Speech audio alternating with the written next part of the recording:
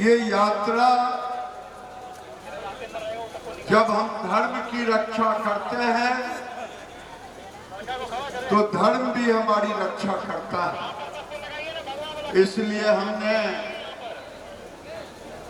ये यात्रा संतों की अगुवाई में की, संतों की अगुवाई में की।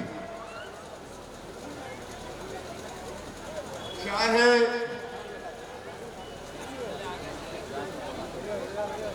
संत दिल्ली से चल करके स्वामी दीपांकर जी महाराज हों, चाहे रमेश भाई हों, चाहे प्रेमानंद जी महाराज हों, चाहे रविशंकर जी महाराज हों, वैसे इस मंच पर जिन्होंने अपनी पूरी जिंदगी दीपांकर स्वामी बचपन में भाई में केले उत्तर प्रदेश का शरीफ माता जी ने इनके गुरु जी को समर्पित कर दिया। गुरु ने माना। ये 2 साल से भिक्षा आंदोलन चला रहे हैं, बांध रहे हैं, घूम रहे हैं।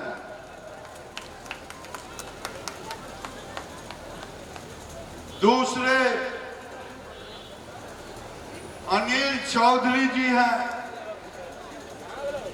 कहने को तो जेएसएफ के अध्यक्ष हैं।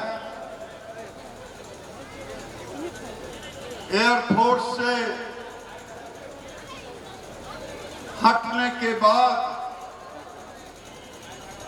भारत माता का फोर्स बन गया। उनके साथ ममता सहगल जी हैं, रणचंडी दुर्गा जगदम्बा की तरह ये कश्मीर से 1990 में ये और इनकी मां एक ही कपड़े पहन करके भागी। ट्रक पर जब बागपत में ये बोल रही थी, मैं तो भाग करके दिल्ली आ गई, बागपत वाले तुम कहां भाग के जाओगे, ऐसी स्थिति उत्पन्न हो गई। मैं जो मथुरा से चल के राजेश चौधरी जी विधायक आए हैं, मैं इनका भी स्वागत करता। मैं मिथिलेश जी जो सीतामढ़ी के विधायक हैं, मैं इनका भी स्वागत करता। संतोष रंजन जी, संतोष जी, राजीव वर्मा जी, सोलंकी जी, अनामिका जी, मनीष दास जी, और अंत में मैं अपने मित्र दीपक साहब को नीचे बैठे यहां से चुनाव लड़े हुए हमारे पुत्रवर जो एक हिंदू योद्धा के रूप में भागलपुर में समय समय पर लड़ते रहते हैं। वैसे तो नीचे जितने लोग बैठे हैं,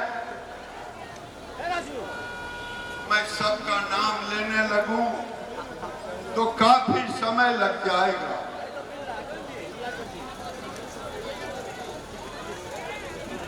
मित्रों, समय काफी हो गया है।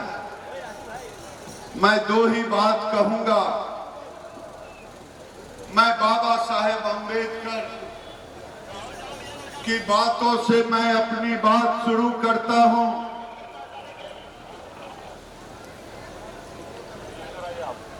हमसे मीडिया वाले पूछते हैं, आप ये स्थान क्यों चुना? भागलपुर ऐतिहासिक जगह है, योद्धा का जगह है, और जब भी किसी ने ललकारा है उसका मुंहतोड़ जवाब भागलपुर ने दिया है। मैं उसकी चर्चा नहीं करना चाहता।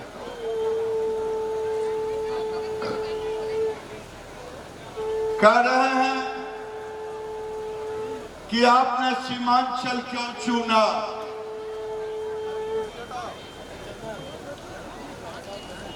मैं पूछता हूं, अगर बाबा साहेब की बात मान ली गई होती तो आज मीडिया वाले मुझे ये प्रश्न नहीं पूछते, क्योंकि बाबा साहेब अम्बेडकर ने नेहरू से कहा था कि टोटल पॉपुलेशन मुसलमानों का पाकिस्तान भेज दो, टोटल हिंदू पाकिस्तान से हिंदुस्तान आ जाए। नेहरू को तो वोट चाहिए था, नेहरू ने बाबा साहेब अम्बेडकर की बात नहीं मानी। बाबा साहब ने कहा था, अगर मेरी बात नहीं मानोगे तो याद रखना, भारत में कभी भी सामाजिक समरसता नहीं बना रहेगा जो आज मैं देख रहा हूं।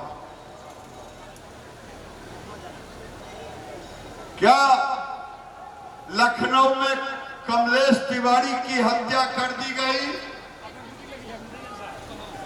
राजस्थान में लोग पूछते हैं क्यों जरूरत पड़ा है? राजस्थान में कन्हैया का सिर तन से जुदा कर दिया गया। बहराइच में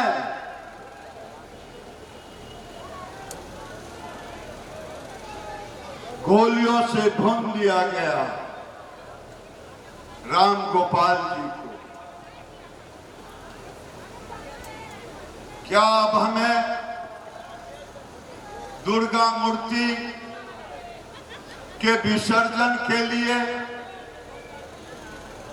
हमें लोगों से समय मांगना पड़ेगा, रूट मांगना पड़ेगा? क्या इसी दिन के लिए देश का बंटवारा हुआ था, या एक सोची समझी रणनीति थी? इसीलिए कि हंस के ये लड़के लिया पाकिस्तान, हंस के लेंगे हिंदुस्तान। ओवैसी जैसे लोग जब बोलते हैं तो सचमुच में पीड़ा होती है। मैं पूछता हूं, म्यांमार में रोहिंग्या के मुसलमानों के साथ कुछ होता है, मुंबई में पेट में दर्द करता है, जुलूस होता है। उस समय किसी ने नहीं पूछा ये पेट में दर्द क्यों हो रहा है। लेबनान में नसरुल्लाह को इजराइल मारता है,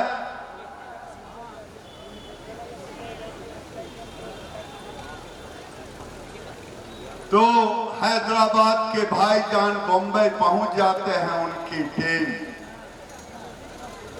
पूरे देश में दर्द होने लगता है पेट में।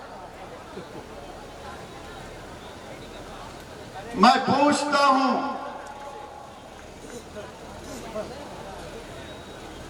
क्या पाकिस्तान में हमारी बेटी उठ गई, शादी के मंडपों पर से, लेकिन हमने तो कभी पेट में दर्द नहीं हुआ। मैं पूछना चाहता हूं, जब बांग्लादेश में मंदिरों को तोड़ दिया जाता है तब तो किसी की नींद नहीं खुलती। जब कोई यात्रा निकालता हो वोट बटोरने के लिए तब तो कोई नहीं बोलता कि आखिर क्यों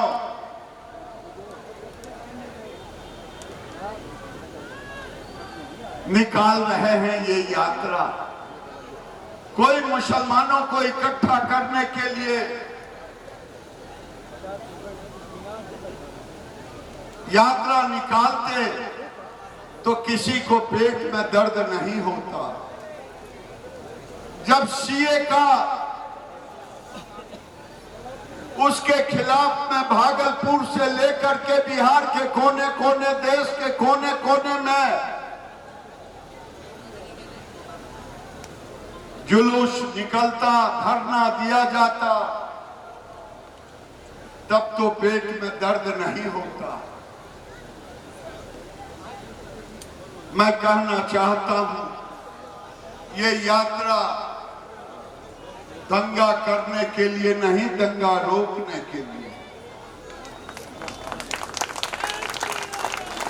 पाकिस्तान और बांग्लादेश में कहां चले गए हमारे हिंदू भाई?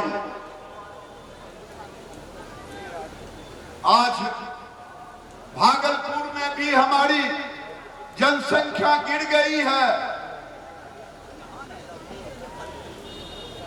अररिया, पूर्णिया, कटिहार, किशनगंज में भी हमारी जनसंख्या गिर गई है। अब लोग हमारे पूजा पद्धति पर भी आंख लगाए बैठे हैं।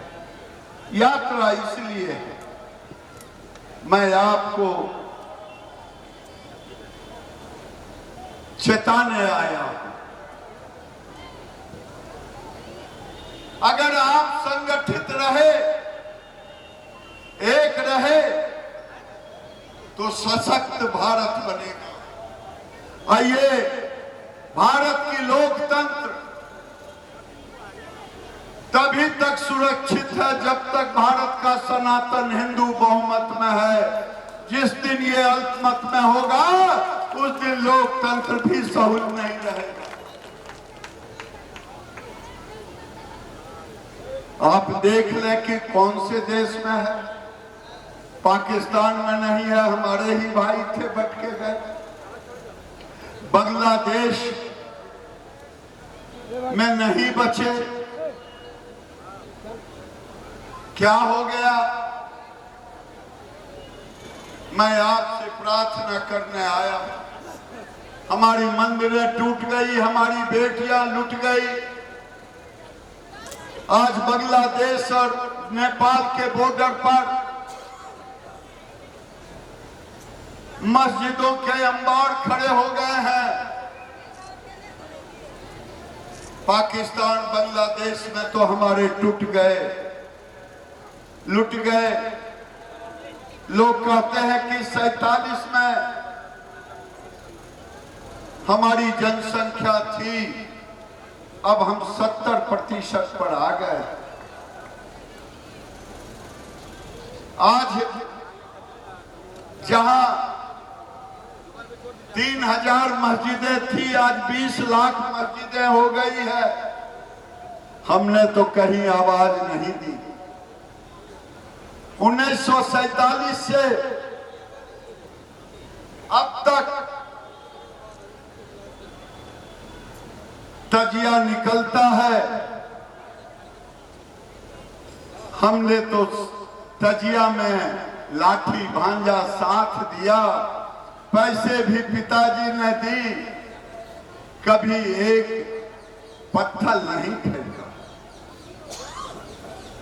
लेकिन आज सीतामढ़ी हो चाहे बिहार शरीफ, चाहे देश का बहराइच हो, दुर्गा मूर्ति के विसर्जन में हमें प्रॉब्लम हो रहा है। सावन